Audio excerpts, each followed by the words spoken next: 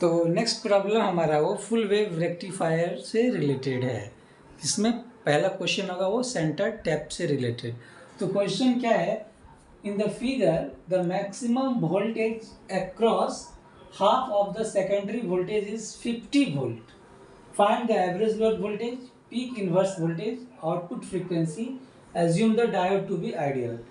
तो ये जो आपका सेंटर टैप रेक्टिफायर है, तो इसके लिए जो इनपुट होगा वो ट्रांसफार्मर का सेकेंडरी, और क्वेश्चन में क्या दे दिया है कि maximum voltage across half of the secondary voltage, ये पूरा सेकेंडरी वोल्टेज है, इसका जो हाफ जो है ना, ये वाला पार्ट मान लो ये BM2 है, ये जो दे दिया आपका कितना 50 वोल्ट है। क्लियर ना? तो हर एक डायोड के लिए जो सप्लाई होगा वो 50 वोल्ट का ही होगा, ट्रांसफार्मर के लिए सेकेंडरी का, है ना।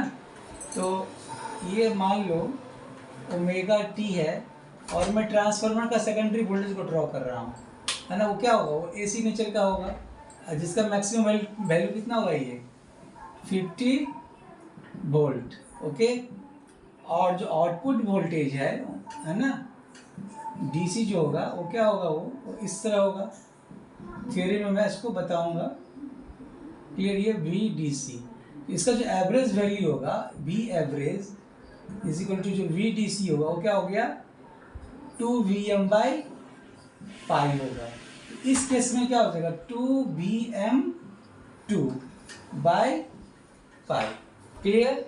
और जो भी दोनों डायोड है उसके अक्रॉस जो PIV होगा वो क्या होगा, वो 2Vm होगा। तो इस केस में क्या हो जाएगा 2Vm2। क्लियर? तो अब बताओ हमें कि जो V एवरेज होगा, V एवरेज वोल्टेज क्या है 2Vm2। Vm2 कितना है, ये 50 है, तो 50/पाई ये हो गया 100/पाई। ये कितना सॉल्व करोगे तो ये आ जाएगा 31.8 वोल्ट। नेक्स्ट है PIV, जो PIV अक्रॉस इस डायोड हो जाएगा 2 इंटू क्या है Vm2, तो कितना हो गया Vm2 50, मतलब कितना हो गया ये 100 वोल्ट हो जाएगा। आपसे पूछ रहा है फ्रीक्वेंसी कितना होगा, तो अब क्या देख रहे हैं AC जो है एक साइकिल कंप्लीट करता है ना। तो इसका मतलब क्या हो गया कि 50 हर्ट्ज है ना, तो 50 हर्ट्ज में क्या हो रहा है, ये एक साइकिल कंप्लीट कर रहा है, तो ये जो हो जाएगा इसका फ्रीक्वेंसी क्या होगा 2 टाइम्स ऑफ इनपुट फ्रीक्वेंसी। तो जो आउटपुट फ्रीक्वेंसी होगा, आउटपुट फ्रीक्वेंसी जो होगा frequency is equal to 2 times of input frequency,